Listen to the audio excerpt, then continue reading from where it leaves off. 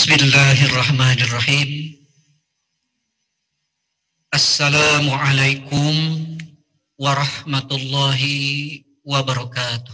A'udzu billahi minasyaitonir rajim. Bismillahirrahmanirrahim. Alhamdulillahi rabbil alamin. Wa bihi nasta'inu ala umurid dunya waddin. Wassalatu wassalamu ala asyrafil anbiya'i wal mursalin.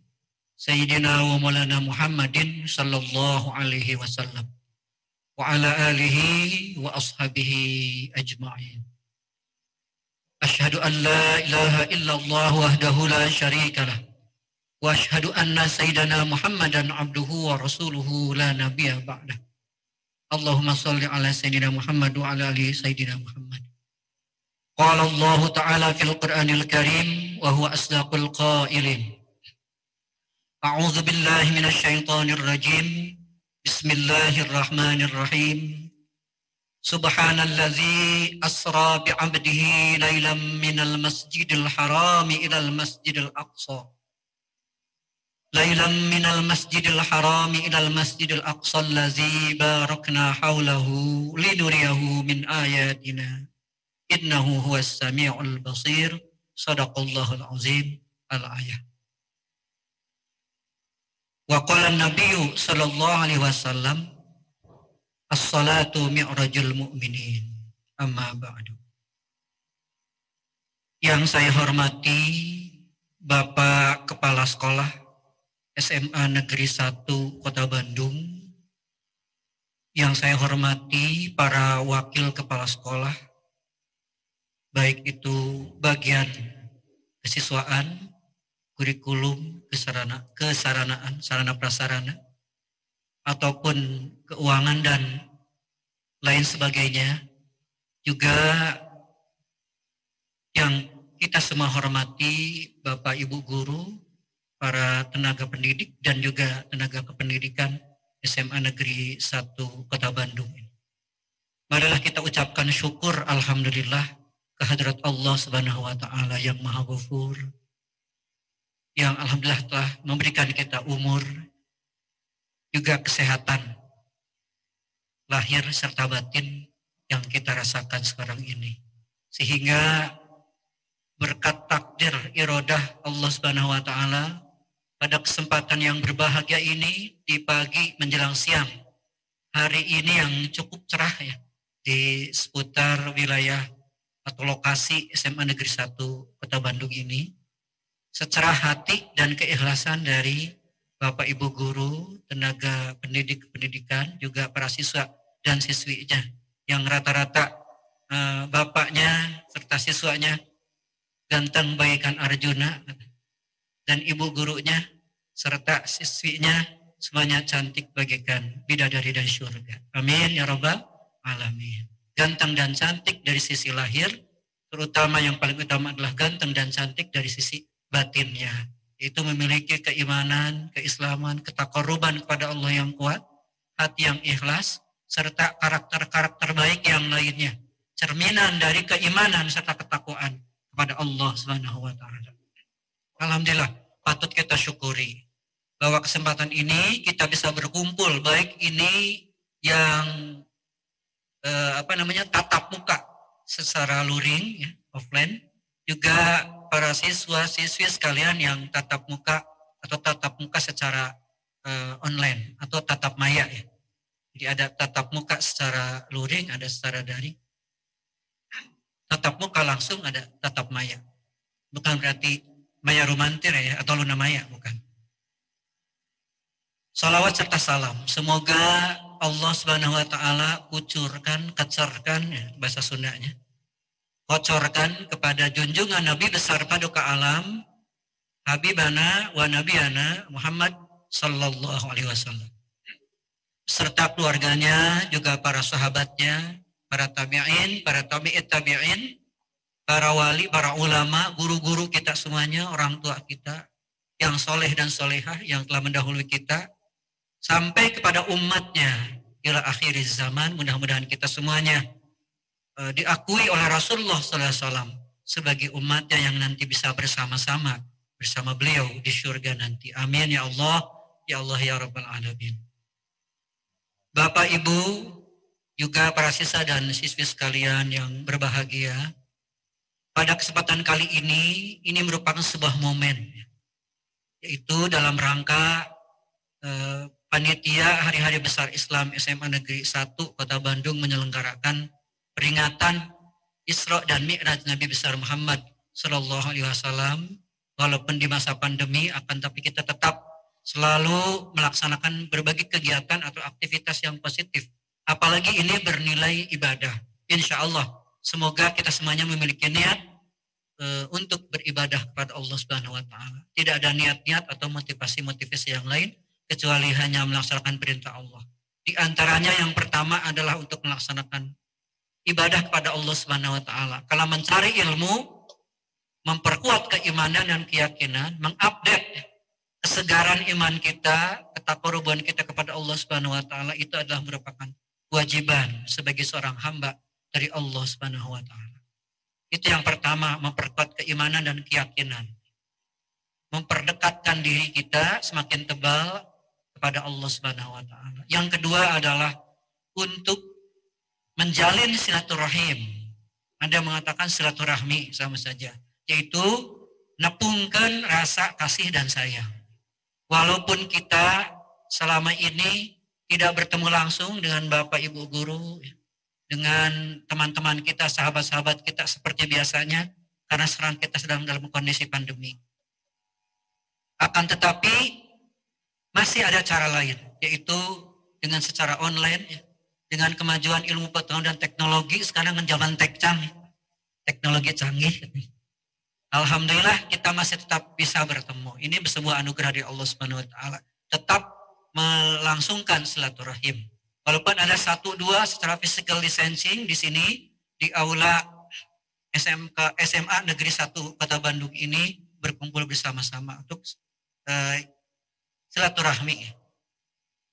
Dalam silaturahmi ini ada 3 golongan atau 3 tingkat atau 3 jenis macamnya orang dalam melaksanakan silaturahmi ini.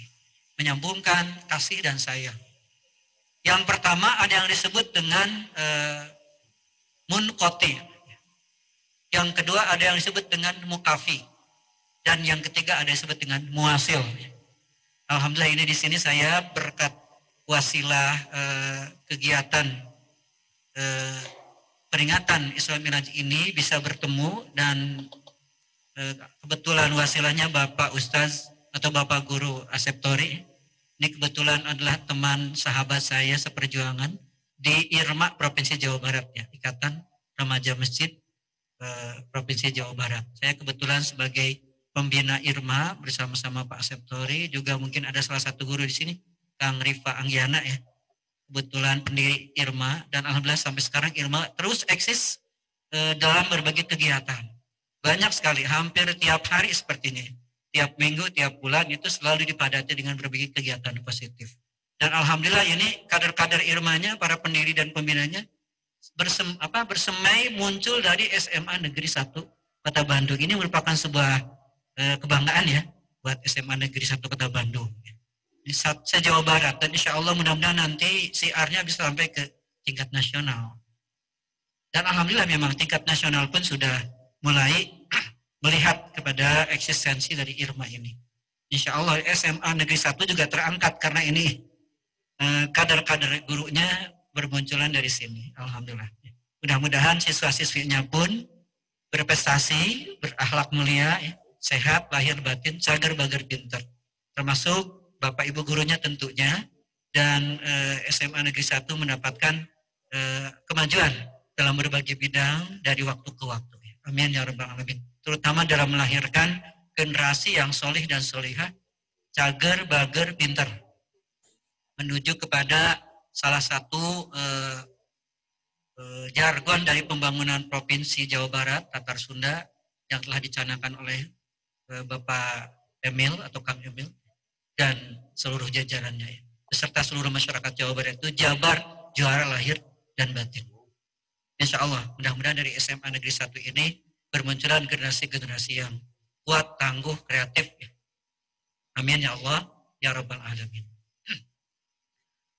Para bapak dan ibu sekalian, sebetulnya satu lagi nih, tujuan sampai silaturahmi tadi belum dijelaskan satu-satu ya. Silaturahmi yang pertama munkoti. Munkoti itu artinya orang yang selalu memutus tali silaturahim. Mudah-mudahan kita tidak termasuk bagian dari sana ya. Tali silaturahmi ini bisa dijalankan pertama adalah bertemu secara fisik. Yang paling utama adalah kepedulian, kasih dan sayang kepada sesama manusia.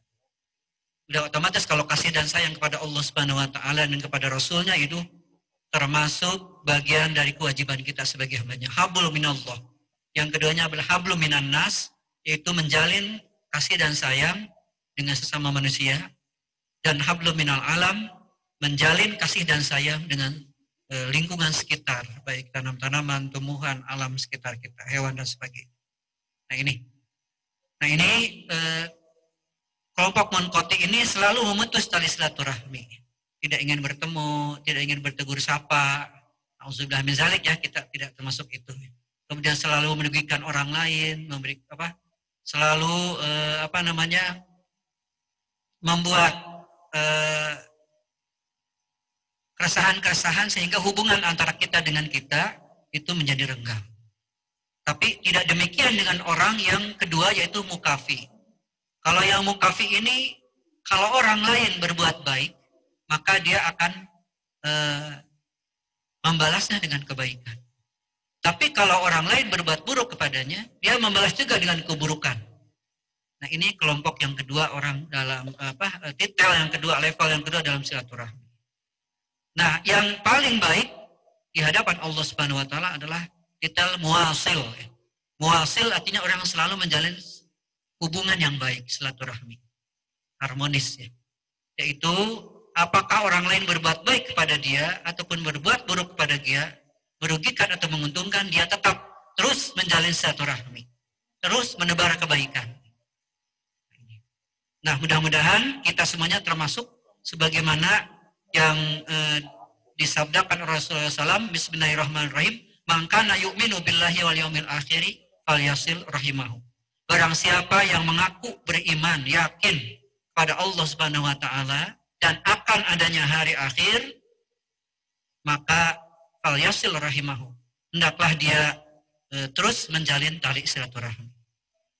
Waktu beberapa yang lalu ada satu pertanyaan dari salah seorang siswi ya, di SMA negeri kalau tidak salah Majalengka, Lebih Mending, pada saat Irma sedang menyelenggarakan kegiatan pelatihan calon tutor untuk remaja masjid SMA. Ada satu pertanyaan, atau salah satu lagi pada saat kegiatan bimbingan sosialisasi Kadarkum ya, keluarga sadar hukum dan HAM. Ketuanya ada dari Ciamis kalau nggak salah ya, masih muda beliau. Beliau mensosialisasikan kesadaran hukum kepada siswa dan siswi di seluruh sekolah yang ada di Jawa Barat. Itu bertanya, bagaimana ya Pak Asep, Pak Guru, sekarang ini anak-anak muda, anak-anak milenial itu karena zamannya zaman milenial, salah satu cirinya adalah pemuda-pemudi sekarang, remaja sekarang banyak bergaul atau berkenalan, bahkan berkecimpung sehari-harinya itu dengan alat-alat produk dari teknologi. Ada gadget, kemudian ada apa lagi ya? Ya, dan sebagainya. Jadi salah gitu ya. Ada gadget, ada medsos dan sebagainya. Akhirnya dia tidak pernah lagi bersilaturahmi dengan teman-teman yang lain dan lebih cenderung tidak peduli kepada lingkungan sekitarnya. Apakah di sekitarnya itu ada orang yang kesusahan? Apakah di sekitarnya itu ada acara-acara yang dalam artian walaupun dengan physical distancing menunjang kepada tali silaturahmi? Apa yang terjadi di lingkungan sekitar itu tidak peduli lagi. Dia terlalu fokus kepada gadgetnya. Mau tidur, ingat gadget. Mau apa lagi? Mau makan, ingat gadget ya, gitu ya. Mau mandi, bawa gadget malah ya, sampai ke kamar mandi ya. Mau jajan ke warung, pasti bawa gadget dan sebagainya. Pokoknya kalau gadget tidak ada, dia itu merasa meradang ya. Gitu.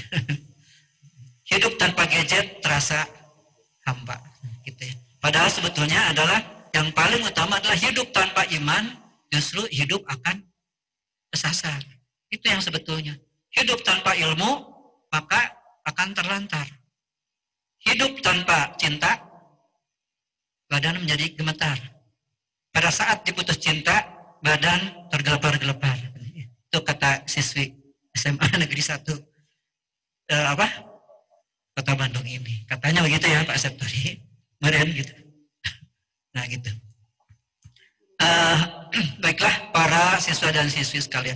Yang ketiga, tujuan di samping tadi mempertebal keimanan, ya, dengan suasana terus kerohaniannya diadakan kegiatan-kegiatan, insya Allah di dalamnya itu ada upaya kita untuk memahami agama, mengenal Allah Subhanahu Wa Taala dan Rasulnya, mengenal kepada isi kandungan ajakan-ajakan kepada kebaikan, ya, memberikan ketenangan, keteduhan kepada hati. Apabila kita sering bertemu dengan riungan-riungan atau kumpulan-kumpulan yang membahas memperkuat keimanan, keyakinan kepada Allah Subhanahu Wa Taala. Ini termasuk salah satu media peringatan Isra Mi'raj ini. Dan mungkin ada yang lain, ada peringatan Maulid Nabi, ada peringatan Irma di SMA-nya mengadakan pengajian bulanan ya mungkin ya. Atau ada lagi kegiatan-kegiatan rohani yang lain. Insya Allah itu adalah memperkuat karakter ya, nilai-nilai keislaman ke dalam diri para siswa dan siswi sekalian. Karena nilai-nilai karakter, keimanan, keislaman juga bimbingan akhlak yang baik itu adalah merupakan salah satu dari modal ya, modal pembangunan. Baik itu pembangunan di bidang agama, termasuk pembangunan nasional kita. Apalagi di bidang pendidikan ya. Undang-undang tahun 2003 tentang pendidikan karakter itu sudah mengamanatkan pendidikan karakter itu wajib disampaikan di semua satuan pendidikan. Dari mulai tingkat dasar sampai tingkat tinggi, ya, perguruan tinggi. Bahkan jauh sebelum anak-anak bersekolah pada masa usia anak-anak, bahkan pendidikan itu sebetulnya dimulai semenjak di dalam kandungan. Bahkan dimulai sebelum anak di dalam kandungan, yaitu pada saat qoblal wiladah ya. Jadi pendidikan karakter ini ada dua, ada pendidikan qoblal wiladah, ada pendidikan ba'dal wiladah. Pendidikan qoblal wiladah adalah pendidikan karakter yang ditanamkan kepada peserta didik atau anak didik ya, yaitu dimulai dari pemilihan jodoh ternyata menurut Islam itu. Apabila kita melihat seseorang itu mencari jodoh untuk istri, ini belum ya, untuk SMA jangan dulu ya, tapi teorinya aja dulu, jangan dulu prakteknya ya Pak Asep ya. Nanti kalau Pak tunggu saja pada saat waktunya akan indah ya, indah pada waktunya. Jadi kita sekarang belajar aja dulu. Pak Asep membahas tentang perjodohan atau membahas tentang pendidikan keluarga ini boleh kan? Padahal kita belum waktunya untuk berkeluarga, boleh. Karena ilmu itu harus kita cari semenjak masih muda. Jadi sekarang mengumpulkan aja dulu ilmu, pengetahuan, ya, meresapi nilai-nilai, ya, kebaikan-kebaikan untuk kita amalkan. Nanti ada tahap-tahapnya pada waktunya. Pada waktunya usia-usia sekolah, sekolahlah. Pada waktunya kuliah, kuliahlah. Pada waktunya sudah waktunya nikah, nikahlah. Nanti ada pada waktunya. Hanya kalau ilmunya dipelajari dari sekarang itu bukan sebuah kesalahan. Kita harus tahu dari sekarang ya.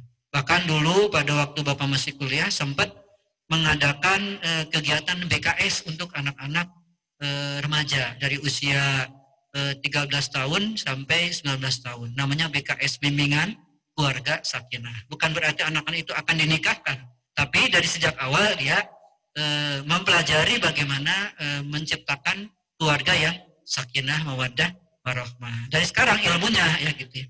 Tapi prakteknya nanti pada waktunya gitu ya. Jangan dulu dipraktekkan sekarang langsung. Gak boleh ya. Belum waktunya. Nah ini. Jadi yang ketiga, tujuan kita adalah untuk menggali ilmu pengetahuan. Sebetulnya ilmu pengetahuan tentang Isra Mi'raj ini seringkali disampaikan di mata pelajaran PAI, ya di sini Pak Ustadz Aseptori, Pak, dan sebagainya, guru-guru yang lainnya, ustadz-ustadz kita, ya, di rumah juga orang tua kita, ya, di masjid, ya, para kiai, para ulama sudah seringkali menyampaikan tentang Isra Mi'raj ini. Akan tetapi sebetulnya kesempatan kali ini bukan untuk mencari pengetahuan tentang Isra Mi'rajnya. Akan tetapi pengetahuan tentang Isra dan Mi'raj itu sendiri adalah bagaimana menghadirkan nilai-nilai kebaikan yang sudah pernah terjadi. Isra Mi'raj ini pada tanggal berapa? Mungkin ada yang tahu? Para siswa-siswi? Sudah tahu? Kapan Isra Mi'raj ini terjadi peristiwanya? Ini MC mungkin barangkali sudah lebih tahu ya. Ya? Tanggal malam 27 Rajab ya.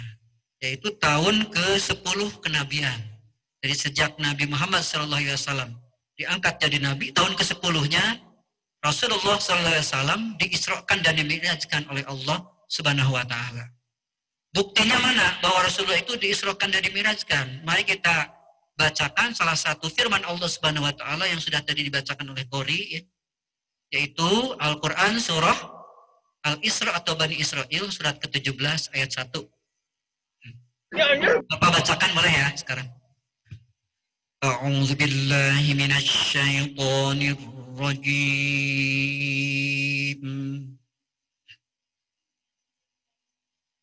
Bismillahirrahmanirrahim.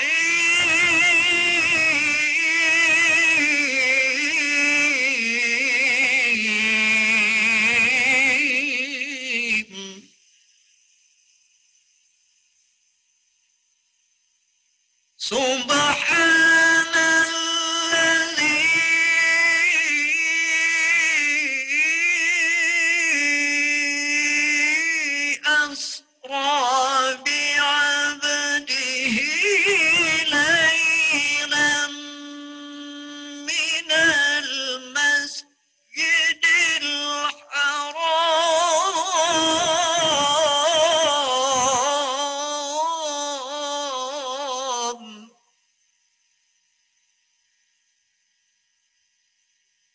ليلا من المسجد الحرام إلى المسجد الأقصى الذي باركنا حوله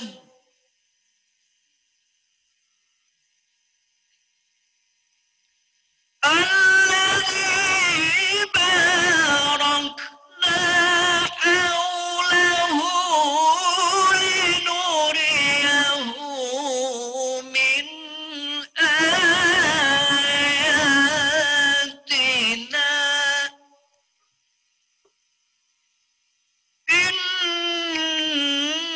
إنه هو السميع البصير.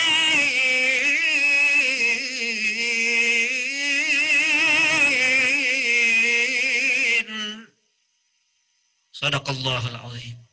Subhanallazi, maha suci Allah Subhanahu wa Ta'ala. Asra bi'abdihi, yang telah mengisrakan hambanya, yaitu Nabi besar Muhammad sallallahu alaihi wasallam. Lailan, pada suatu malam, minal masjidil harami, dari masjidil haram yang ada di kota Mekah, ilal masjidil aqsa, kepada masjid Aqsa, yaitu yang ada di Palestina. Untuk apa? Allazi barakna haulahu, yang ada di antara Mekah ke Palestina, itu telah Allah berkahi haulahu, sekelilingnya. Linuriyahu min ayatina, untuk memperlihatkan sebahagian dari tanda-tanda ayat kami, tanda-tanda kekuasaan kami, yaitu kekuasaan Allah Subhanahu wa Ta'ala. Innahu huwas sami'ul basir, sesungguhnya Allah Subhanahu wa Ta'ala itu adalah maha mendengar, al-basir, dan maha melihat. Sadaqallahul azim. Jadi ayat ini menunjukkan bahwa peristiwa Isra dan Mi'raj ini adalah merupakan tanda keagungan dan kemahasucian Allah Subhanahu wa Ta'ala. Mengapa? Subhanallazi, Allah maha suci, artinya Allah itu maha hebat, maha perkasa, dan maha kuasa di atas segala makhluknya.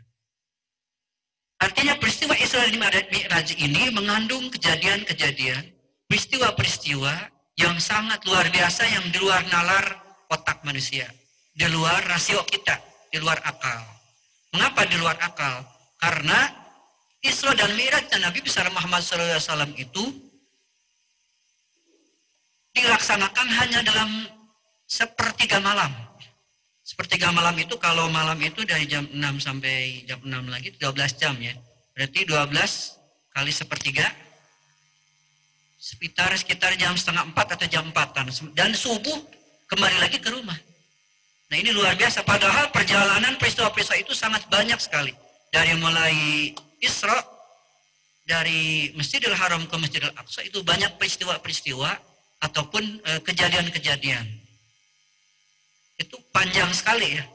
Itu kalau berjalan kaki kurang lebih 40 hari. Dari Masjidil Haram ke Masjidil Aqsa. Padahal Rasulullah hanya satu malam itu pun sepertiga. Ini kan luar biasa ya. Tidak masuk akal. Nah kemudian Mi'raj juga sampai menembus ke Sidratul Muntaha.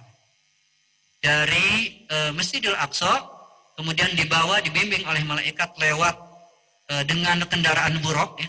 Kendaraan buruk itu bahasa Arab artinya kendaraan yang cepat kilat bagikan cahaya.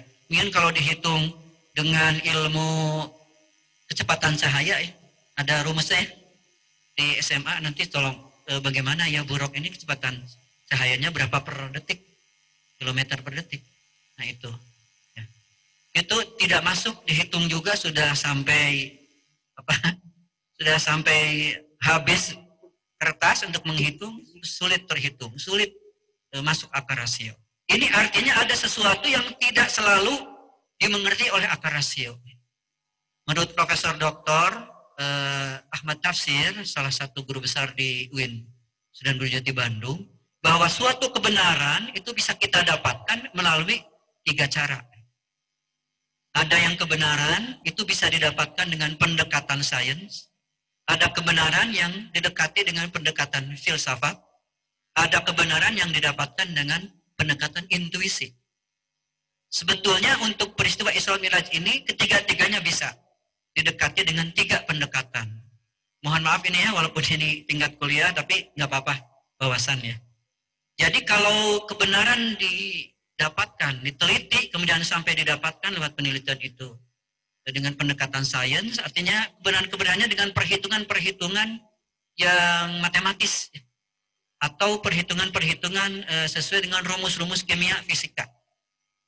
Ya, misalkan bagaimana kandungan yang ada di misalkan kalau kita sedang penelitian kimia, kandungan obat-obatan misalkan. Nah, itu kan dihitung. Kebenarannya bisa dibuktikan dengan secara sains, secara perhitungan matematis. Dan alatnya adalah dengan panca indera. Dengan panca indera manusia. Kalau Isra Mi'raj, apakah kita sebagai manusia biasa bisakah dengan kebenaran-kebenaran yang didapatkan oleh Rasulullah itu dengan panca indera? Nah, nanti kita akan jelaskan. Walaupun memang Rasulullah melihatnya itu adalah dengan panca inderanya ya. Sebagaimana Allah Subhanahu wa taala berfirman di dalam Al-Qur'an, Bismillahirrahmanirrahim, ma zaghal basaru wa ma tagha. Pada saat Rasulullah mengikuti Isra dan Mi'raj, itu Allah berfirman, ma zagha. Tidak pernah berpaling sedikit pun. Mata Rasulullah tidak pernah mengedip. Al-basaru penglihatan fisiknya. Jadi fokus aja gitu, tidak melihat ke kanan, tidak melihat ke kiri. Tapi memang betul-betul nyata apa yang disampaikan, diberitakan oleh Rasulullah, kejadian-kejadian yang Rasulullah temui, itu memang betul-betul nyata. Dan Rasulullah bukan mimpi. Karena apa? Karena tidak mengelitkan matanya ke kanan ke kiri. Betul-betul asli terlihat oleh mata secara fisik. Ini secara indrawi ya. Wa ma tagha, dan tidak melampauinya. Tidak mendapatkan peristiwa-peristiwa itu melebihi dari kemampuannya. Karena memang kekuasaan Allah ada yang tidak bisa ditembus oleh mata indrawi. Ada yang tidak bisa terfikir oleh akal rasio. Nah inilah peristiwa Isra dan Mi'raj, sungguh luar biasa. Disinilah makanya di awal surat Al-Isra ini diawali dengan kalimat Subhanallazi asra. Maha suci Allah yang tidak pernah dihinggapi dengan kekurangan. bi'abdihi lailan minal Masjidil Haram, yang telah menjalankan mengisrokan Rasulullah dari Masjidil Haram sampai Masjidil Aqsa. Nah, di sini ayat ini seling berkaitan dengan, pasti ya, ada kejadiannya, peristiwanya ada di bulan Rajab ya. Makanya dengan kemuliaan bulan Rajab ini sampai Rasulullah SAW berdoa khusus untuk bulan Rajab ini. Bagaimana doanya? Mungkin siswa-siswi sudah hafal ya. Bismillahirrahmanirrahim. Allahumma barik lana fi Rajaba wa Sya'bana wa ballighna Ramadan. Mudah-mudahan ini doa ini terus diamalkan ya. Bahkan kalau misalkan supaya tidak bosan terus-terusan berdoa, bisa disambil disenandungkan ya. Karena ada yang mengatakan hidup tanpa seni katanya akan kasar. Hidup tanpa agama kesasar, hidup tanpa ilmu terlantar, hidup tanpa seni akan menjadi kasar. Hidup tanpa makan, perut menjadi lapar. Udah nyambung dengan tadi, hidup tanpa cinta, maka badan gemetar. Tadi sebetulnya bakal lewat tadi, gak apa-apa lah. Nah, ini suka sering disenandungkan, bahkan dikaitkan barokah Rajab ini dengan mendoakan supaya kita tetap sehat di masa pandemi ini. Ada ya, Bapak sampaikan gak apa-apa ya, ditambah dengan doa supaya kita dijauhkan dari pandemi virus-virus corona. Apalagi sekarang ada katanya ditambah dengan B117. Nauzubillah. Insyaallah ini ada hadis yang telah disampaikan oleh Imam Bukhari, kemudian ditambah dengan Abu Dawud, bahwa di masa yang akan datang di akhir zaman akan ada penyakit-penyakit yang aneh. Akan tetapi penyakit-penyakit itu akan sembuh apabila seseorang itu banyak-banyak mendekatkan diri pada Allah Subhanahu wa taala. Nah, ini meyakinkan, menguatkan keimanan kepada Allah. Insya Allah banyak-banyak berdoa aja ya. Di samping kita harus menjaga 3M, bahkan sekarang berkembang menjadi 5M. 3M itu menjaga jarak, mencuci tangan, memakai masker, menjauhi kerumunan, dan membatasi aktivitas. Ya. Bukan aktivitas tidak ada, dibatasi. Tidak, jamnya biasanya dari pagi sampai sore, sekolah mungkin sekarang ya tidak seharian. Nah ini, coba doanya gimana? Seperti ini. Allahumma barik lana fi Rajab wa Sya'bana wa ballighna Ramadana wa sallimna min corona. Coba yang ada di sini sama-sama ya. Allahumma barik lana fi Rajab wa Sya'bana wa ballighna Ramadana wa sallimna min corona. Mendingan nyanyi itu daripada di rumah gonceng nyanyi ini. Dan yang lain-lain yang tidak ada manfaatnya, lebih baik bersenandung tapi berisi doa. Tenang gitu ke hati ya, betul nggak? Apalagi kalau dilantunkan dengan suara yang syahdu dan merdu. Baca Al-Quran tadi lagunya lagu Bayati. Jadi ada Soba, ada Hijaz dan sebagainya. Itu Pak Septori lebih menguasainya. Ya Qawiyu ya Matin ihfaz lana wal muslimin wasallim il Indonesin minal virus COVID-19. In semua. Enak tapi ya? Enak gak? Iya, tapi isi berisi doa, mudah-mudahan dikabulkan Allah. Sambil kita juga nggak bosan, disenandungkan aja ya. Kalau ibu-ibu, mungkin ibu-ibu guru bukan hanya sambil menuliskan tugas buat RPP ya. Buat RPP sambil berdoa. Allahumma barik lana. Siswa mengerjakan tugas di rumah sambil bisa. Fi Rajab wa Sya'bana wa ballighna wa sallimna min corona.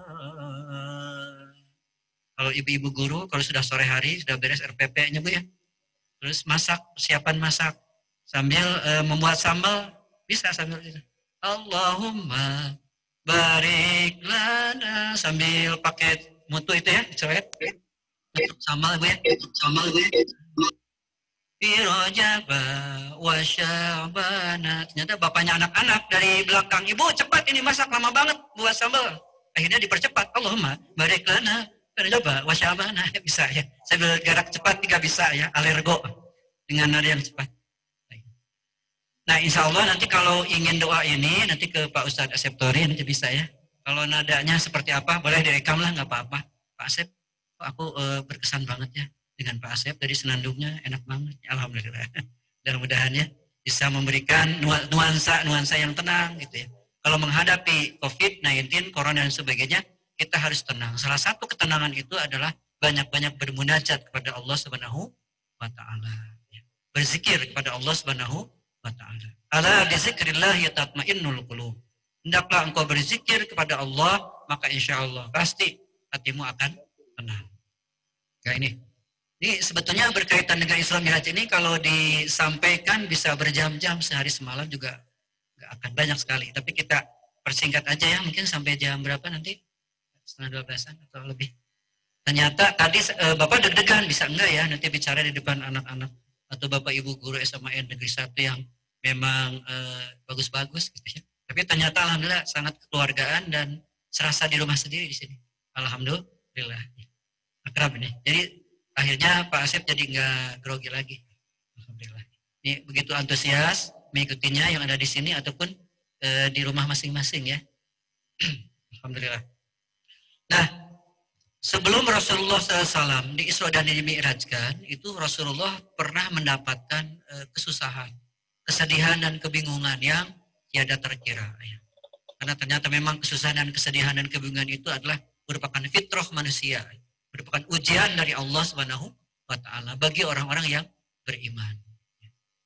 Nah, ini kesedihan apa yang Rasulullah rasakan? Di samping beliau itu di waktu di Mekah ya, itu menyebarkan Islam, dakwah itu selalu dihina dan dicerca serta dihalang-halangi oleh kafir Quraisy pada saat itu. Bahkan sampai diboikot, tidak boleh keluar rumah, tidak boleh kemana-mana. Ini kan sebuah kesedihan ya. Kalau kita kan bukan diboikot sekarang nih di rumah masing-masing, memboikot diri ya, dalam artian membatasi. Tapi Rasulullah nggak boleh kemana-mana saat ini. Kan sedih banget ya, mau ke warung, mau kemana susah. Tidak boleh keluar, tidak boleh menyebarkan ajaran Islam. Ini kan sedih sekali. Selain itu juga orang yang selama ini dalam perjuangan dakwah Islam di negeri Jazirah Arab yang nantinya disebarkan untuk seluruh dunia ini, yang paling banyak mendukung perjuangannya, yang paling memperhatikan dan sayang kepada beliau juga sangat sayang, itu dipanggil oleh Allah Subhanahu wa taala, dimulai dari kakeknya Abdul Muthalib, kemudian istri tercintanya yaitu Siti Khadijah. Itu sangat membuat Rasulullah menjadi resah. Makanya oleh Allah Subhanahu wa taala Rasulullah pada tahun ke-10 kenabian dipanggil untuk menghadap langsung. Ini sesuatu yang luar biasa ya. Kita bisa nggak ya dipanggil Allah secara langsung? Hei siswa-siswi SMA Negeri 1 Kota Bandung, ayo ke sini menghadap aku. Ini kendaraannya apa? Nah, tapi kita walaupun tidak seperti Rasulullah dipanggil langsung menghadap Allah Subhanahu wa taala ke Sidratul Muntaha, kita dengan cara lain masih bisa menghadap Allah Subhanahu wa taala. Yaitu salah satunya adalah dengan betul-betul melaksanakan sholat yang 5 waktu secara khusyuk. Karena sholat yang 5 waktu kewajiban kita ya, itu adalah hasil dari Isra dan Mi'rajnya Nabi besar Muhammad Shallallahu Alaihi Wasallam. Hikmahnya intinya satu sebetulnya. Dengan peringatan Isra Mi'raj ini, mari kita perkuat ilmu kita tentang tata cara sholat yang benar. Jangan sampai sholat kita tidak sesuai. Ya. Pertama, cara yang benar itu adalah harus sesuai dengan ilmu fikihnya. Bagaimana dari mulai tertib, dari mulai niat sampai dengan salam. Nah itu tata caranya harus sesuai dengan aturan-aturan ilmu yang sudah ditetapkan oleh ilmu fikih. Mungkin insya Allah kalau di sekolah sudah belajar ya. Cuman kadang-kadang di dalam prakteknya ada yang lupa. Kadang-kadang pada saat sholat kita juga lupa rokaat ya. Ataupun harusnya sujudnya itu adalah berapa derajat? 45 derajat ya. posisi sujud, ini malah 60 derajat. Atau ruku ya. Ruku itu harus berapa derajat? 45 derajat ya. Jadi badan berdiri lurus, tegap, kemudian punggung rata dengan kepala ke depan. Itu. Jangan sampai terlalu tanggah ke atas ya, ataupun terlalu tunduk ke bawah. Nah itu salah satu tata caranya. Yang membatalkan sholat apa? Jangan sampai ini beberapa anak sempat jadi kampung bapak itu dulu sih, nggak tahu sekarang. Itu saat sholat malah silih tenggor. Nah itu kan membatalkan sholat. Ya. Kemudian pada saat sholat ingat ke game misalkan. Nah itunya yang harus kita perbaiki kualitas sholatnya. Dari sisi syarat rukunnya, kemudian dari sisi kehusyuannya. Pertebal kita. Khusyuk. Apa sih yang disebut dengan khusyuk di dalam sholat? Ada yang tahu? Khusyuk itu apa? Dari MC mungkin? Pernah belajar PAI? Apa yang disebut dengan khusyuk dalam sholat? Ya khusyuk dalam sholat ya. Yang menjawab nanti mudah-mudahan nanti masuk surga. Lebih dulu ya. Ada yang bisa menjawab di sini? Khusyuk itu apa? Ya? Bersegera dalam sholat. Fokus ya. Jadi satu intinya adalah fokus di dalam sholatnya. Bagaimana cara khusyuk dalam sholat? Yang pertama adalah harus mengetahui, kalau bisa ya, mengetahui arti atau makna-makna dari bacaan yang kita baca. Sudah tahu artinya belum? Seluruhnya dari muniat, kemudian baca Al-Fatihahnya, baca Al-Qur'annya yang kita baca, ya. Rukunya, sujudnya, bacaan-bacaannya sudah tahu belum artinya?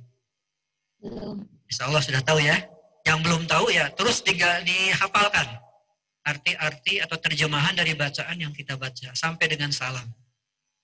Nah, bukan hanya sekedar tahu artinya, yang keduanya adalah betul-betul masuk ke dalam relung kalbu kandungan dari arti yang kita baca itu. Sehingga yang berbicara bukan lagi otak, bukan lagi pikiran, bukan lagi pengetahuan tentang artinya, tapi yang berbicara adalah hati kita, yaitu berkomunikasi dengan Allah Subhanahu wa Ta'ala. Jadi komunikasinya jangan dengan yang lain. Ini pada saat waktu berjamaah, komunikasi dengan Allah Subhanahu wa Ta'ala, tapi kadang-kadang di tengah perjalanan 1-2 menit kita melafalkan surat Al-Fatihah, tapi ingatnya bukan kepada Allah, bukan kepada makna yang dimaksud dari bacaan tadi. Ingatnya, ini ada teman tadi mau ngasih ini katanya hari ulang tahun aku. Dia lagi sedang nunggu di ruang tamu. Kira-kira mau memberi apa ya? Padahal itu kita sedang membaca Al-Fatihah. Kemudian di situ ada ibu dan bapak kita atau ayah kita menjadi imam. Ya. Kemudian makmumnya ibu sama adik-adik kita. Atau kita di masjid. Di masjid itu makanya salah satu cara untuk menghindari kehusuan itu, menghindari ketidakhusuan maksudnya. Salah satunya ini, jangan pakai kaos yang ada belakangnya tulisan. Ya. Jangan sampai ini Bismillahirrahmanirrahim. Alhamdulillahirrabbilalamin. Melihat ke depan, hadiah jarum super. Melihat ke depan ada tulisan di belakang punggungnya ada tulisan dari super. Jadi bubar lagi kita ya. Padahal sedang membacakan surah Al-Fatihah. Ihdinas siratal mustaqim. Tunjukkan ya Allah kami ke jalan yang lurus. Pada saat tunjukkan itu jangan hanya berbentuk ucapan. Jangan sampai ucapan. Tapi harus langsung masuk ke dalam relung kalbu dan betul-betul kita berkomunikasi kepada Allah. Ya Allah, tunjukkan kami ya Allah ke jalan yang lurus. Itu ngobrol, sampaikan secara langsung pada Allah Subhanahu wa Ta'ala. Itu diantaranya kehusuan ya. Kemudian di dalam hati kita harus ada rasa mengagungkan Allah Subhanahu wa Ta'ala. Nah, sebetulnya latihan untuk menghadirkan Allah itu agung di dalam relung kalbu kita bisa dengan cara meneliti akan kehebatan-kehebatan atau keistimewaan-keistimewaan alam yang ada di seputar kita. Baik itu alam dalam artian pepohonan, air, dan kemudian alam dalam artian peristiwa-peristiwa sosial, diambil hikmahnya. Subhanallah, ini ada kebanjiran kemarin di Pemanukan Subang, ya, di TV ya, ada daerah Bapak di situ. Kebanjiran sampai tidak terlihat itu pentingnya. ada yang longsor ya, kemarin di Jatinangor ya, dan sebagainya. Itu kan peristiwa sosial. Nah, dari peristiwa sosial tersebut, di dalam hati kita ada rasa sayang, rasa ingin membantu. Akhirnya ya kemarin ada beberapa di kampus Bapak itu yang sehari-hari Bapak di Jalan Jakarta ya, kalau ngantor di STMIK Amik ya. Bisa boleh, STMIK boleh. Tapi kalau mau diringkas, STMIK Amik Bandung, Jalan Jakarta, Kota Bandung. Sudah tahu ya situ ya, dekat depan gedung Kemenkumham. Jadi sehari-hari Bapak di sana. Dari dosen agama dan fasilitator untuk seluruh kampus, fasilitator agama Islam sehari-harinya. Nah ini, itu fenomena sosial itu harus memperkuat keimanan kita kepada Allah Subhanahu Wa Taala. Ya Allah, sangat sayang sekali ya mereka yang kehilangan rumahnya, bahkan ada yang meninggal kehilangan keluarganya dan sebagainya.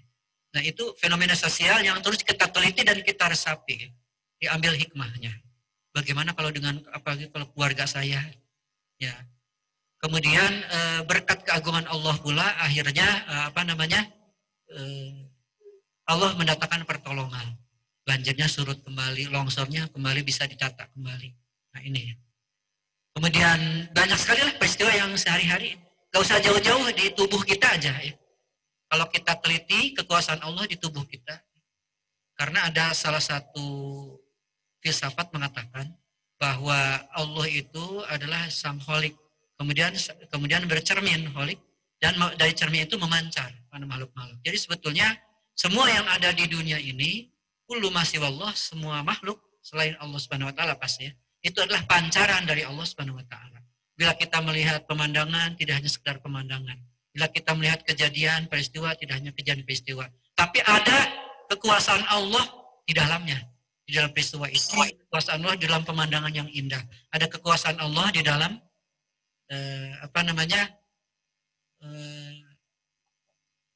gemerciknya air dan sebagainya. Nah di situ ya, di seluruh makhluk itu ada kekuasaan Allah, ada keagungan Allah Subhanahu Wa Taala. Kemudian dibawa ke dalam sholat, maka semakin kuatlah komunikasi kita dengan Allah Subhanahu Wa Taala. Itu sudah dilatih di luar sholat ya. Jadi harus banyak-banyak kita bertafakur, ya. Tafakur kepada makhluk Allah Subhanahu Wa Taala, si ciptaannya. Misalkan tafakur mata saja, alhamdulillah ya Allah, aku diberi mata 2. Kalau diberi 1 dan itu matanya ada di tarang kita ya, atau kening kita, bagaimana ya nanti? Kalau di kening kita, keningnya tertutup, nggak bisa melihat. Kemudian hidung, alhamdulillah hidung itu lubangnya oleh Allah didesain sedemikian rupa ke depan. Bagaimana kalau lubangnya ke atas? Bila hujan besar, mungkin nanti akan kebanjiran dan ngap-ngapan lah kita ya. Nah ini kemurahan Allah Subhanahu Wa Taala, kemahakuasaan Allah menciptakan. Kemudian juga mata juga dengan kicupnya gitu ya. Alhamdulillah dengan bisa kita kicup, bahasa Indonesia apa kicup itu berkedip ya. Itu adalah merupakan sebuah kenikmatan. Nah ini patut disyukuri. Nah itulah kalau kita tidak bisa kicup saja 1 menit, maka ganjelengnya sealam dunia. Ganjeleng sealam dunia. Apabila tidak bisa kicup aja. Itu 1 kicup saja harganya bisa ratusan miliar. Apabila kita berobat supaya bisa berkedip. Sekarang kita alhamdulillah gratis ya. Oleh Allah SWT diberi berkedip terus setiap saat. Alhamdulillah. Ini yang harus kita lakukan, itu melaksanakan perenungan di luar sholat. Pada semua yang ada di alam raya ini. Kerausan 11:30 ya. Nah ini hikmahnya kita persikat aja ya.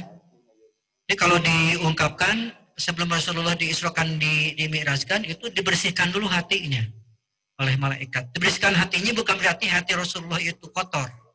Ada 4 kali Rasulullah dibersihkan hatinya oleh malaikat Jibril. Yang pertama adalah pada saat usia 4 tahun, yaitu pada waktu beliau diasuh oleh ibu susuannya itu Siti Halimatus Sa'diyah. Kemudian yang kedua pada saat beliau usia 10 tahun, mendekati usia mukalaf atau taklif. Tahu taklif? Taklif itu adalah usia yang sudah balik, mendekati usia balik. Usia balik kan rata-rata 15 tahun ya kalau laki-laki, 9 tahun untuk perempuan. Gak tahu kalau zaman sekarang kadang-kadang masih SD sudah ini ya. Gak tahu.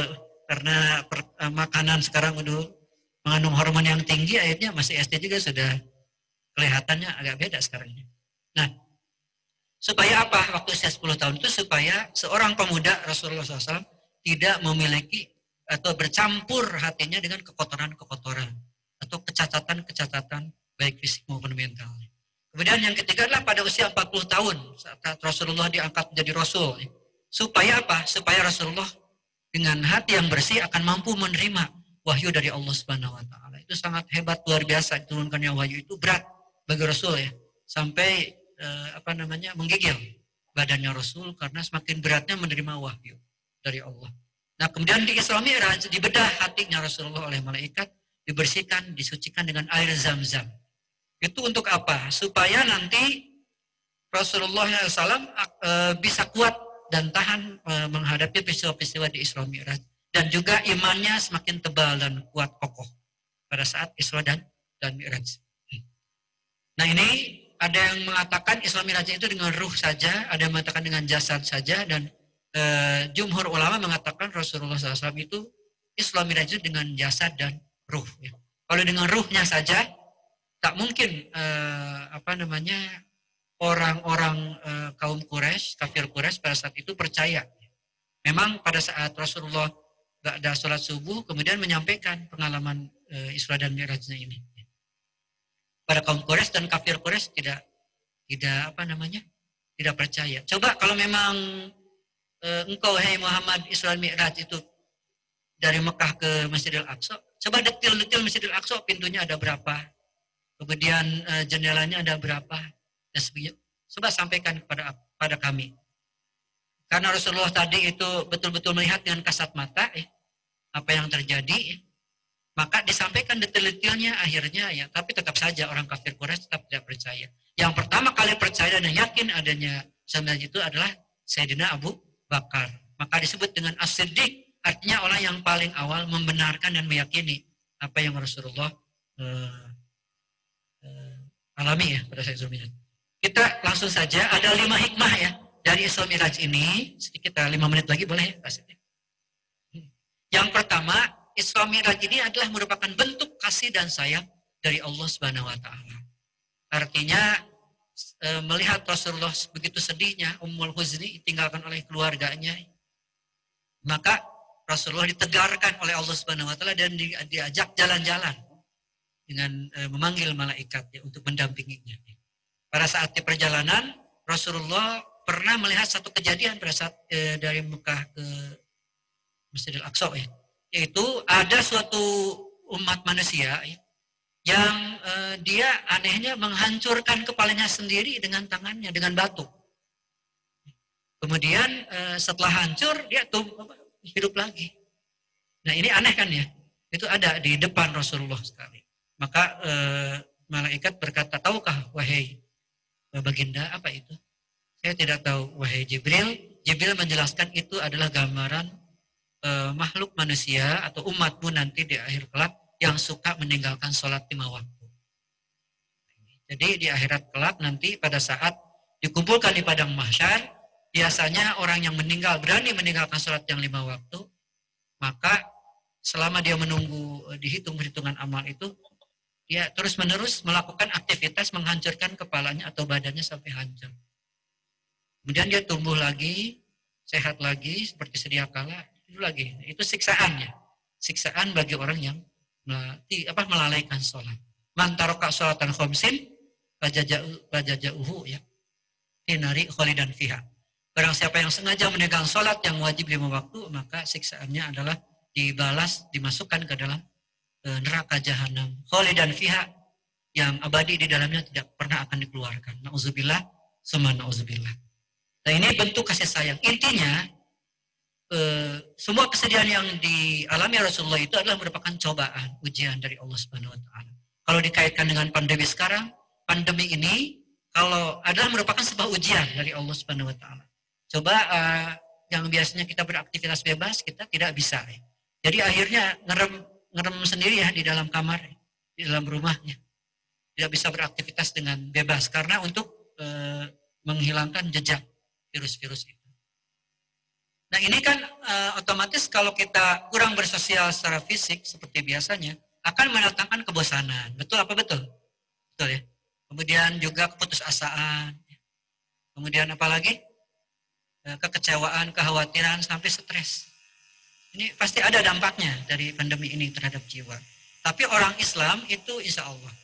Dengan hikmah Isra Mi'raj ini, bahwa kalau dikaitkan bahwa Rasul pun diberi cobaan, kesedihan oleh Allah, dihibur dengan Isra Mi'raj. Insya Allah kita pun diberi cobaan dengan physical distancing, itu akan diberi hiburan oleh Allah Subhanahu Wa Taala berupa kebahagiaan, ketenangan batin. Makanya kita harus banyak-banyak berdoa kepada Allah. Ya. Salat yang 5 waktu dengan khusyuk. Yang keduanya adalah selain bentuk kasih sayang juga bentuk cobaan untuk meningkatkan keimanan. Insya Allah apabila keimanan kita semakin kuat, semakin tebal, semakin dekat kepada Allah, maka imun kita akan kuat. Jadi ada imun, ada iman. Kuatnya imun tubuh menghadapi COVID-19 itu karena kuatnya iman pada Allah Subhanahu wa Ta'ala. Kemudian yang ketiganya adalah sholat itu adalah penyambung seseorang hamba berkomunikasi dengan Allah Subhanahu wa Ta'ala. Semakin kita dekat dengan Allah, maka Allah akan semakin dekat dengan kita. Semakin jauh dengan Allah, maka Allah akan jauh dengan kita. Innallaha qaribun, sesungguhnya Allah itu sangat dekat pada kita. Sebagaimana ada salah satu pantun berupa lagu dari Bimbo yang mengatakan, Tuhan, Tuhan yang Maha Esa, tempat aku memuja dengan segala doa.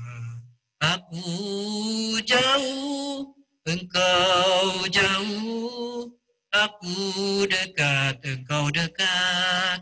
Hati adalah cermin, tempat pahala dan dosa berpadu.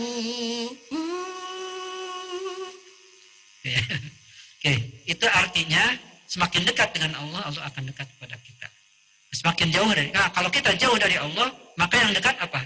Virus corona. Tapi kalau iman kita dekat dengan Allah, maka iman kita akan kuat. Mudah-mudahan kita semuanya diberi sehat ya oleh Allah Subhanahu Wa Taala. Amin. Yang keempatnya bahwa Isra Mi'raj itu dilaksanakan di malam hari. Ini hikmahnya adalah bahwa malam hari itu adalah salah satu waktu yang sangat tepat apabila kita bertakarub mendekatkan diri kepada Allah. Di masa pandemi ini kita harus banyak-banyak melaksanakan sholat malam, yaitu salah satunya sholat tahajud. Ya. Karena sholat tahajud ini di malam hari ini sungguh sangat sepi, aktivitas juga jarang, sehingga doa-doa yang dipanjatkan kepada Allah Subhanahu Wa Taala itu akan lebih cepat diterima oleh Allah Subhanahu Wa Taala. Dan kita juga akan lebih khusyuk karena dalam suasana keheningan. Dalam suasana heningnya malam, maka kehusyuan kita, rasa dekatnya Allah dengan kita itu akan lebih lagi dibanding suasana yang hiruk pikuk. Nah, ini jadi banyak-banyaklah bermunajat di malam hari. Kemudian berzikir kepada Allah Subhanahu Wa Taala. Yang terakhir ada kejadian-kejadian luar biasa yang tidak rasional. Tadi sudah ya. Nah ini alam yang dilalui oleh Rasulullah itu ada 3. Ada alam lasut, alam malakut, ada alam lahut. Alam lasut itu alam yang dari Mekah ke Baitul Maqdis. Itu disebut dengan alam lasut ya, secara indrawi. Kemudian yang kedua alam malakut, yaitu dari Baitul Maqdis, alam-alamnya malaikat yang biasa berhilir mudik di sana. Dari Baitul Maqdis sampai ke Sidratul Muntaha. Di sana Rasulullah berjumpa dengan para nabi senior. Ya, berjumpa dengan para rasul yang senior. Di langit ke-1 bertemu Nabi Adam alaihissalam. Di langit kedua bertemu dengan Nabi Yahya dan Zakaria. Di langit ketiga bertemu dengan Nabi Yusuf alaihissalam. Di langit keempat bertemu dengan Nabi Idris. Langit kelima bertemu dengan Nabi Harun. Keenam dengan Nabi Nabi Musa. Ketujuh dengan Nabi Ibrahim alaihissalam. Bahkan di sana Nabi Ibrahim menganjurkan sebagai senior. Hei Rasul, hei Muhammad SAW. Bahwa umatmu itu nanti di akhirat kelak itu umat yang berbeda dengan umatku. Fisik-fisiknya itu kecil-kecil. Tidak akan kuat kalau disyariatkan, diperintahkan oleh Allah melaksanakan sholat 50 rakaat. Oleh karenanya, cobalah memohon kepada Allah untuk dikurangi. Akhirnya sampai bolak-balik, sampailah terakhir kesimpulannya 17 rakaat. Ya, itu 17 rakaat itu merupakan bentuk perhatian, bentuk kasih sayang Nabi besar Muhammad SAW kepada siapa? Kepada kita, umatnya. Bagaimana kita bayangkan 50 rakaat ya, dari mulai bangun sampai kita tidur lagi. Mampukah kita? Yang 17 rakaat saja kadang-kadang kalau rasa malas ya, hinggap itu ya rasanya ratusan rakaat. Termasuk ini kalau lagi pengajian itu kadang-kadang suka ada rasa malas. Mau sholat malas, mau ngaji malas, mau apa lagi? Berdoa malas, mau belajar malas. Untuk kebaikan-kebaikan itu biasanya suka dihinggapi rasa kemalasan. Itu ujian iman ya, kalau untuk kebaikan. Jadi ada ujian-ujiannya. Sebagaimana ada sebuah pepatah ulama mengatakan, ya, kalau ulama mengatakan bahwa al-jannatu khuffat bil makari wan naru khuffat bis syahawat. Surga itu selalu dibayang-bayangi dihalang-halangi oleh keburukan-keburukan. Untuk masuk ke surga, misalkan waktu subuh aja ya, menjelang subuh. Waktu mau menjelang subuh itu, ada yang terngiang ke hati kita atau ke telinga kita. Kamu kan sekarang punya penyakit. Ini susah bernafas. Kalau kena dingin, nanti badan akan menggigil. Udah aja tidur aja dulu, baru juga adzan. Setelah azan, baru juga komat. Nah itu suka dibayang-bayangi oleh kemalasan-kemalasan. As-salatu khairum minan naum.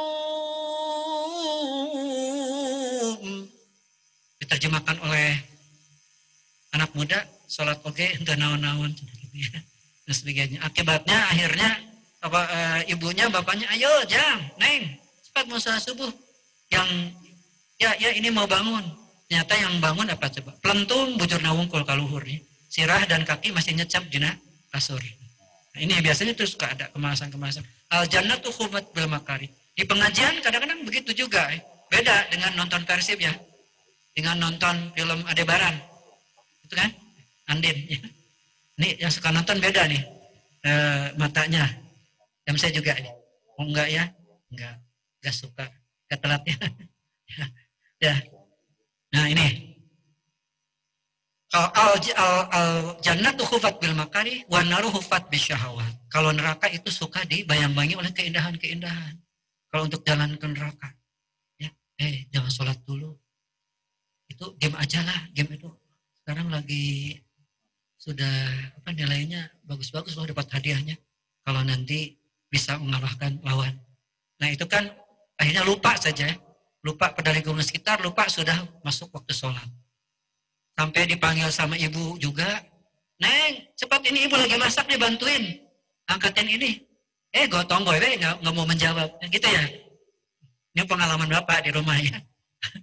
Anak bapak juga kadang-kadang suka begitu, tonggoy karena HP lupa. Ayahnya, Amran cepet-cepet nih bapak bantu nih mau berangkat ke kantor. Kunci motor nih lupa, tolong cariin. Sampai siang hari ayahnya telat, nggak kunjung menghampiri bapaknya. Karena apa?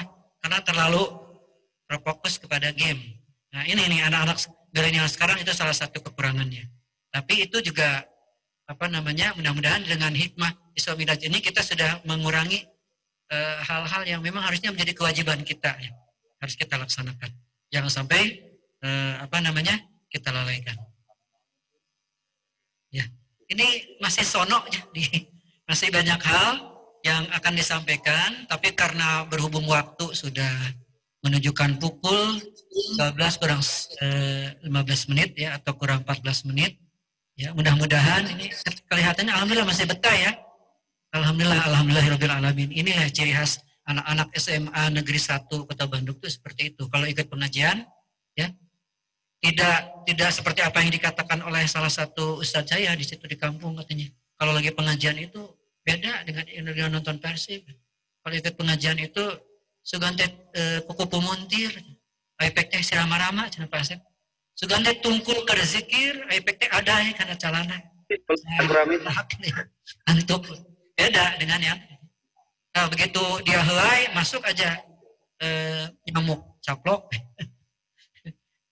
Itu saja barangkali. Terima kasih atas segala perhatian dari semuanya. Walaupun memang ini sedikit dan sekelumit ya, mudah-mudahan bisa menjadi sebuah ilmu dan bisa menggugah kesadaran kita, mengupdate kembali keimanan kita, rasa keislaman kita semakin bergairah ya. Mudah-mudahan bulan Rajab ini kita diberkahi oleh Allah Subhanahu wa taala dan merupakan latihan persiapan diri kita ya, di banyak-banyak beramal soleh di bulan Rajab ini untuk nantinya dilanjutkan ke bulan Sya'ban dan nanti di bulan Ramadan. Ada ulama yang mengatakan bahwa bulan Rajab itu adalah bulan menanam. Sementara bulan Sya'ban itu adalah bulan kalau ayat itu menyirami. Dan bulan Ramadan itulah bulan panen al-hasad, bulan panennya amal. Nah, ini jadi 3 bulan ini adalah 3 bulan yang diberkahi oleh Allah Subhanahu wa taala. Nah, kita harus banyak-banyak memanfaatkan waktu 3 bulan ini dengan banyak-banyak beramal soleh, banyak berkontemplasi. Nah, itu saja